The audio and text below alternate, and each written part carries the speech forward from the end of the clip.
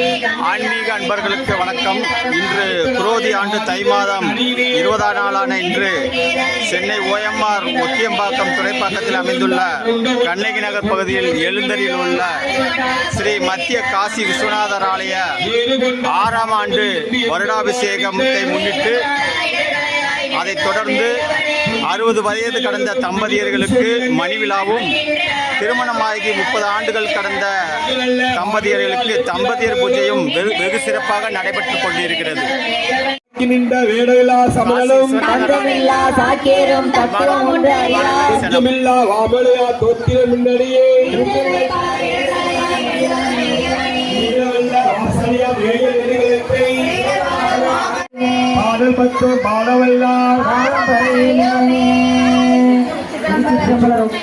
எல்லாரும் கற்பூர வந்து கேட்டு வாங்கிங்க. அந்த பொருள் ஆவில கட்ட போடுங்க. நமச்சா வந்து மனசுல சொல்லிக்குங்க.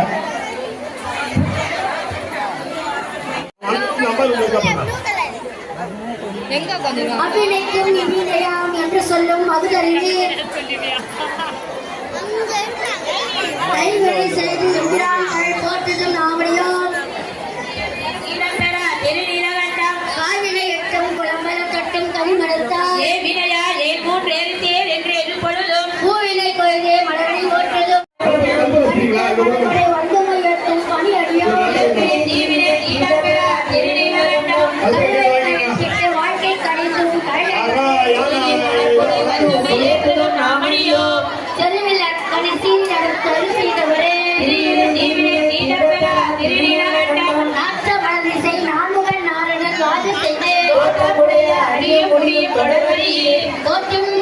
பொழுது உணர்ந்ததும் பட்டும் சமணூர்வாகி உரை ஒழுந்தும் பூக்கவர் கொன்றை புரிசடையில் அடி போற்றுகின்றோம். பிறந்த பிறவியில் பேணியல் செல்வன்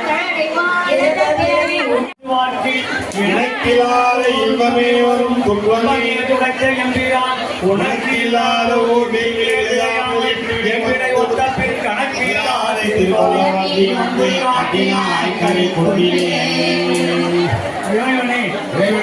எங்களுடைய குழந்தைகள் பேரப்பிள்ளைகள் கொள்ளுக்காரங்கள் எல்லாம் படிப்பு வர வேண்டும்.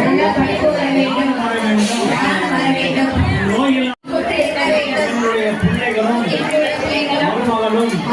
மகளும் மருமகளும் இருக்க வேண்டும்.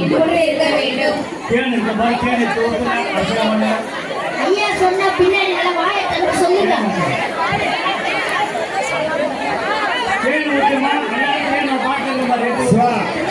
எல்லாரும் ஐயா என்ன சொல்றாங்க செய்யுங்க. சிவனடியார்கள் அவங்க சொல்லி கொடுங்க. யாகத்தில் உட்கார்ந்தாங்க சிவனடியார்கள் அவங்களுக்கு சொல்லி கொடுங்க. சொல்லுங்க. ஏமா நீ ஊத்த சிவன் அவங்க சொல்லுங்க. தம்பதி ஊத்த சொல்லுங்க. தம்பதிகளை ஊத்த சொல்லுங்க. அவங்க எத்தி கொடுங்க. நம பார்வதி பதகே துணை நேதி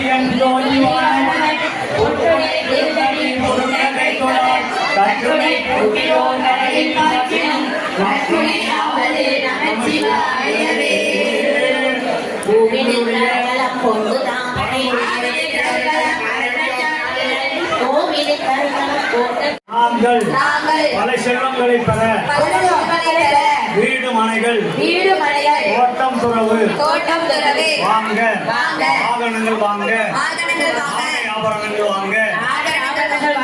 எங்களுடைய குடும்பமும் உற்றார் உறவினர்களும் சிறப்புற்று இருக்க நாங்கள் 60 வயதை கடந்து உன்னை போற்றி வணங்குகின்றோம். எங்களையும் எங்கள் குடும்பத்தாரையும் உற்றார் உறவினர்களையும் இன்புற்றிருக்க வேண்டும். பரம்பொருளே எங்களுக்கு அருள்வாயாக.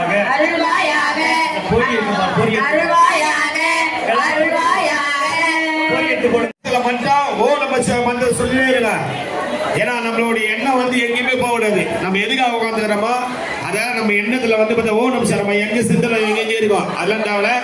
ஓ நம்ம மந்திரத்தை சொல்லினா மனுஷன் இருங்க. இப்போ வந்து பாருங்க பொரியெல்லாம் வாங்கிங்க.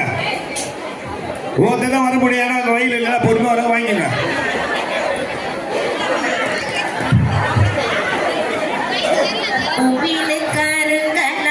பொங்கு தாமரை கோவிடு கருங்கலம் கோட்டமில்லது கிழக்கினும் அருளில் நாம் ஒற்ற எடுப்பது நமச்சிவாயவே கருங்கலம் பிரதிகள் கருங்கலம் அருமறை ஆரங்கம் பெண்களு கருங்கலம் திகழும் திருமொழி கருங்கலம் நமச்சிவாயவே ஏனை ஆட்கொண்ட அண்ணாமலையானை பாடுதுகா நம்மானாய் அறவடையார் சிந்தித்து அரற்றுமணி அருமறையார் சென்னைக்கு அணியாமணி சரவணை கை தொடு சாரோமணி சாதார்கள் எல்லாம் சரணாமணி பரகுவா பாவம் மறைக்கோமணி பதினேழு கரங்களும் பாடுமணி திருவிரு தென்கலில நாடனடி திருவீர தானத்தன் செல்வனடி கொடுவிளையாரின் குருகாடி குறைந்தடைந்த ஆளாமை காக்குமணி பணிபுழுவமாணி பயின்றுமணி அழைத்தெழுந்த வெங்குன்றை பந்தமணி நடுமுறையேந்து ஊந்த கயல் சேவடி கடமையம் காப்பான் கருதுமணி நெடுமதியம் கண்ணி அணிந்தானடி இறைகடில வீரட்டம் நீங்காடி முதலானனை ஆவினில் ஐந்து முகந்தானை அமரல் கோனை ஆளாளம் உண்டு உகந்த ஐயந்தன்னை பூவின் மேல் நான் முகனும் ஆளும் போற்றறிய புணர்வானை புனிதந்தன்னை ராவணனை கழுக்குன்றம் அமர்ந்தாந்தன்னை கற்பகத்தை கண்ணார கண்டே நானே. எல்லாரும் எழுந்து நில்லுங்க. 2 பேரும் தம்பதியெல்லாம் எழுந்து நில்லுங்க. தம்பதியர்லாம் எழுந்து நில்லுங்க. எழுந்து நின்று அந்த பூர்ணாராஜை மஞ்சள் துணியில கட்டி வச்சிருக்கோம் பாரு, அதை எடுத்துக்க கையில. சிவா தம்மதி எல்லாம் தமிழ் ஏன் இல்லைங்க, கையில ஒரு துணி வச்சுப்பாங்க, அதை எடுத்துங்க. மஞ்சள் துணி கட்டி விடுங்க. சிவனடியார் கொஞ்சம் உதவி பண்ணுங்க. அந்த மஞ்சள் சகப்பு துணியில கட்டி வச்சிருக்கோம் பாருங்க, அதை கையில வச்சுங்க. 2 பேரும் பிடிச்சிக்கலாம். சிகப்பு துணி ஒரு மூட்டையில கட்டி வச்சிருப்பாங்க, அது கையில வச்சு ஆவுதின்ற பேரு. இல்லப்பா அங்க இருப்பா. வாழ்ந்துட்டோம். இப்போ என்னுடைய பிள்ளைகளும் மருமகளும் என் குழந்தைகளும் இன்புற்றாக இருக்க வேண்டும் பிரார்த்தனை பண்ணணும். குலதெய்வத்தெல்லாம் வேண்டிக்குங்க.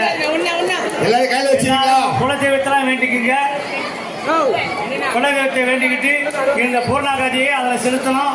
அரகர நம பார்வதி பதையே, அரகர நம பார்வதி பதையே. எல்லாரும் அந்த பூர்ணாகதியை வைங்க, ஏகத்துல வைங்க. உங்களுக்கு என்ன தேவையோ நினைச்சிட்டு வைக்கலாம். ஏகத்துல போடுங்க. உங்களுக்கு என்ன தேவையோ அதை மனசுல நினைச்சுக்கோங்க. மனசுல வேண்டிக்கங்க உங்களுக்கு என்னென்ன வேண்டுமோ. தலையே நீ வணங்காய், தலை மாலை தலை கடிந்தே, தலையாலே பலி தேரும் தலைவனை தலையிலே வணங்காய். கண்டால் தாண்டிகளோ கரகஞ்சுண்ட கண்டனை எந்தோல் வீசி நின்றாடும் பிரார்த்தனை கண்டால் தாண்டிகளோ. எல்லாரும் நெய் ஊற்றுங்க ஒரு சொற்கல்ல. அந்த ஆகதி போட்டீங்கல்ல, பூர்ணாகதி போட்டீங்களா, நெய் ஊற்றுங்க. எல்லாரும் ஒரு சுட்டு ஊற்றுங்க. ஆகுதியை போட்ட பிறகு எல்லாரும் சுட்டு நெய் ஊத்துங்க.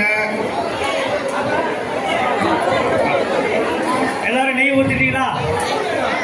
ஒரு சொட்டு நெய் ஊற்றுங்க. இப்போ கற்பூரம் ஏற்றுங்க. தட்டில் கற்பூரம் வச்சுக்கோங்க. எல்லாரும் தட்டில் கற்பூரம் வச்சுக்கோங்க.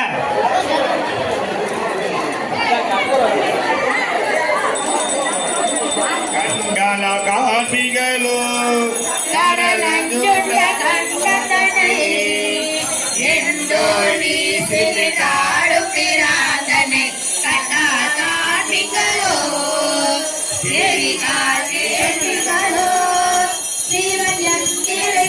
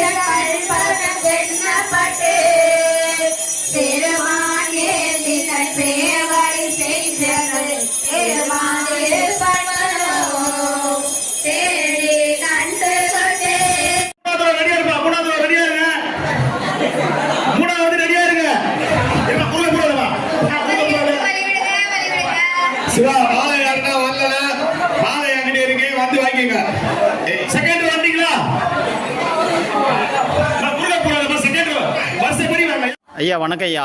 இன்னைக்கு நிகழ்ச்சியை பற்றி கொஞ்சம் விரிவாக சொல்லுங்க ஐயா. இன்னைக்கு என்ன நிகழ்ச்சி நடந்தது, என்ன விசேஷம்? இந்த நிகழ்ச்சி வந்து இறைவனுடைய திருவருளாலே இந்த ஆலயத்தில் இறைவன் முடிவு பண்ணது, நம்ம முடிவு பண்ணல. நம்ம எந்த செயல்பாடும் நினைத்தாலும் அது நடக்காது, இறைவன் முடிவு பண்ணால் நடக்கும். அது போன்று இந்த பகுதி மக்கள், அதுவும் பாமர மக்கள், இந்த ஹவுசிங் போர்டில் இருக்கிற மக்கள், ரொம்ப கஷ்டத்தில் இருக்கிறவங்க, அவங்களாம் இறைவனுடைய திருவருளாலே 60வது மணி விழா என்னன்னு தெரியாது, 60ஆம் கல்யாணம் என்னன்னு தெரியாது. ஆனால் நான் பல கோயிலில் பல கும்பாபிஷேகம் பண்ணியிருக்கேன், 63 கும்பாபிஷேகம் பண்ணியிருக்கேன். அங்கே பண்ணும்போது தம்பதியர் பூஜை பண்ணும்போது எல்லாரும் வந்து உட்காந்து சந்தோஷப்பட்டாங்க ஒரு கிராமத்தில். அப்போ நம்ம இந்த பகுதியில் ஏன் பண்ணக்கூடாதுன்னு ஒரு எண்ணம் உருவாச்சு. அதனால் இங்கே இருக்கிற தம்பதியரை மணி விழா செய்து அவங்களுக்கு 60வது வயது மேலே ஆனவர்களை உட்கார வச்சு மாலை மாற்றுற அளவுக்கு இறைவன் திருவருள் கூடியிருந்தது. அதை அறிவிப்பாக சொன்னேன். அந்த வாக்கிய சாடியார் திருப்பக்கம் இதுக்கு ஒத்துக்குச்சு. அதை இறைவன் முன்னிலையில் செய்யணும்னு செஞ்சோம். அப்போ 60 பேர் தான் இந்த தம்பதியர் பூஜைக்கு வேண்டிய பொருளை நம்மளால் சேகரிக்க முடியும், கொடுக்க முடியும்னு நினச்சிட்டு ஆரம்பித்தோம். ஆனால் 90 பேர் ஆகிட்டாங்க. 91 பேர் இப்போ யாகத்தில் உட்காந்து அந்த 60 தம்பதியர்களும் மாலை மாற்றுகிற ஒரு வாய்ப்பு இறைவன் இந்த ஆலயத்தில் கொடுத்துருக்கிறாரு. அவர்கள் எங்கூற்றிருக்க எல்லா செல்வங்களும் பெற்று வாழ இறைவனை இந்த மத்திய காசி விஸ்வநாதரை பிரார்த்தனை செய்கிறேன். இது எங்களுக்கு கிடைத்த பெரும் ஒரு வாய்ப்பு தான் நினைக்கிறேன். சரியா. இன்னைக்கு என்னையா குறிப்பிட்டு இன்னைக்கு தினம் என்ன தனியா இன்னைக்கு நடத்துது? எங்களுடைய இந்த ஆலயம் கும்பாபிஷேகம் பண்ணி 6 ஆண்டு நிறைவு விழா. இந்த 6 ஆண்டு நிறைவு விழாவை கொண்டாடும் நேரத்தில் இப்படி ஒரு தம்பதியர் பூஜை பண்ணணும்னு இறைவன் மனசில் தோண வச்சு நினைக்க வச்சார். அதையும் செயலால் முடிக்க வச்சார். இன்றைக்கி இந்த 91 பேர் தம்பதியை உட்கார வச்சு அந்த 91 யாகமும் முறைப்படி தமிழ் வேதத்திலே திருமுறையிலே சொல்லி இந்த முறைப்படி இந்த 60வது திருமணத்தை செய்யக்கூடிய ஒரு பாக்கியத்தை இறைவன் செய்து வைத்திருக்கின்றார். இறைவனுக்கும் அடியாருக்கும் இதுக்கெல்லாம் செலவு யார் யார் ஏற்றுக்கிட்டா என்ன? இந்த செலவு வந்து ஒரு அடியார் இந்த எண்ணம் எனக்கு மனசில் தோணுறதுக்கு காரணம் இதை சொல்லக்கூடாதுன்னு தெரியல. நான் வந்து பல கும்பாபிஷேகம் பண்ணியிருக்கேன். இந்த 63 64 கும்பாபிஷேகம் பண்ணியிருக்கேன். அதில் வர காசை இறைவனுக்கு அந்த கும்பாபிஷேகம் செய்யும் போது அதை கொடுக்குற காசு எவ்வளோ கூட அவ்வளோ கொடுங்க. ஆமாம், உங்களுக்கு அந்த தட்சணை கொடுக்குற காசு அவங்க காணிக்க குரு காணிக்க என்ன கொடுக்குறாங்களோ அது வாங்கிக்குவேன். அது 5 ரூபா கொடுத்தாலும் சரி, 50 ரூபா கொடுத்தாலும் சரி, அது வாங்கிக்குவேன். சரி. அந்த காசு வந்து ஒரு வருஷம் சரி ஒரு 2 லட்சம் ரூபாய்க்கு இருந்தது. அதை வந்து சாமிக்கு பண்ணுறதை விட அடியாருக்கு பண்ணணும்னு தோணுச்சு. இந்த ஆலயத்தை கட்டுவதற்கு என்னுடைய சரீரம் தான் பயன்படுதா கண்டு என்னென்ன எந்த பொருள் உதவியும் பண உதவியும் இல்லை. இந்த ஆலயம் கட்டும்போது என்னுடைய சரீர உழைப்பு ரொம்ப இருந்தது. ஆனால் என்னுடைய பைசாவோ பொருளோ இதுக்கு உதவி செய்யலை. ஆனால் இப்போ இந்த கும்பாபிஷேகம் பண்ணுகின்ற நேரத்தில் இந்த வந்த காசை நம்ம இறைவனுக்கு பண்ணுறத விட அடியாருக்கு பண்ணணும்னு தோணுச்சு. அதனால் இதை நான் வந்து இந்த காசை எடுத்து பயன்படுத்தினேன். ஒரு சிலராண்ட கேட்டு வாங்கியும் இதை சிறப்பாக நடத்தணும். ஏன்னா என்னதான் இருந்தாலும் இது இந்த பெரிய விஷயம். இது 2 லட்ச ரூபாயில் முடியறது காரியம் இல்லை. அதனால் வந்து பெரிய முன்னோர்கள், அதாவது கொஞ்சம் வசதியான அடியார்கள், வசதியானவன் கொடுக்குறவனும் வசதியானவன், பிரச்சனையில் இருக்கிறவன் இல்லை கொடுக்காதவன் வசதியான மாதிரி கொடுக்குறோம். மற்றவனுக்கு உதவி செய்யணும்னு நினைக்கிறான் பாரு, அவன் தான் வசதியானவன். அதனால் அவங்க கொடுத்தாங்க, கேட்டவொன்னு கொடுத்தாங்க, பல பொருள்களை கொடுத்தாங்க. அதனால் யாராண்டையும் காசும் வாங்கிறது கிடையாது, பொருளாக வாங்கி இதை செய்கின்ற ஒரு பாக்கியம். இந்த கல் கூட ஒருத்தர் ஃப்ரீயாக கொடுத்தாரு. அது மாதிரி ஒரு பொருளை ஒரு ஆளுக்கு கொடுக்கும்பொழுது அதை வாங்கி அந்த ஏழை மக்களுக்கு இலவசமாக எந்த காசும் வாங்க, ஒரு பைசா கூட வாங்காமல் செஞ்சு போட்டு, அதுவும் திருமண சாப்பாடு இந்த முறையில் சிறப்பாக உட்கார வச்சு சாப்பாடு போட்டு அன்னதானம்லாம் சிறப்பாக நடந்தது. ஆமாம். ஒவ்வொரு தம்பதிக்கு என்னென்னையா கொடுத்தீங்க? வேஷ்டி, டவல், அதே மாதிரி ஒரு தட்டு, கலச சொம்பு, மாலை 2 பேரும் மாற்றிக்கிறதுக்கு மாலை, இது ஓம திரவியங்களாம் அதான் கொடுத்தேன். எல்லாம் அவங்க எல்லாமே ஃப்ரீயாக தான் வந்து பண்ணிக்கிட்டாங்க. அவங்களுக்கு ரொம்ப சந்தோஷம். தம்பதிகிட்ட எதுவும் வாங்குறது இல்லை. நம்ம ஒரு பைசா கூட வாங்கல யாரும். உங்களோட பணம் மற்ற அடியார்கள் விரும்பிய அடியார்கள் கொடுத்த பணத்தை வச்சு பண்ணீங்கய்யா. அதனால இறைவன் எல்லோரையும் மின்புற்றிருக்கணும். ஏன்னா கொடுத்தும் கொடுக்காததும் வாழ்ந்தும் வாழ ஆண்டிக்கும் பசி அரசனுக்கும் பசி சொல்லுவாங்க. அது மாதிரி பசி எல்லோரும் வந்து சாப்பிட்றாங்க. எல்லா மதத்துக்காரனும் இந்த அன்னாடம் சாப்பிட்றாங்க. 100 பேருக்கு அன்னாடம் சாப்பாடு போடுறோம். இந்த மதத்துக்காரனும் வந்து சாப்பிடும்போது எல்லோரும் ஒரே நிலையாக ஒரே சமமாக தான் நாங்கள் பார்க்குறோம். இந்த ஆலயத்தை பொறுத்தவரை ஒரே நிலை ஒரே சமமான வழிபாடு அதுதான் பண்ணிட்டு இருக்கோம். அதனால் இது தொடரணும்னு இறைவனை பிரார்த்தனை இதில் வேண்டிக்குங்க. திருச்சிற்றம்பலம். திருச்சிற்றம்பலம். சிவாய நமயா. நன்றியா.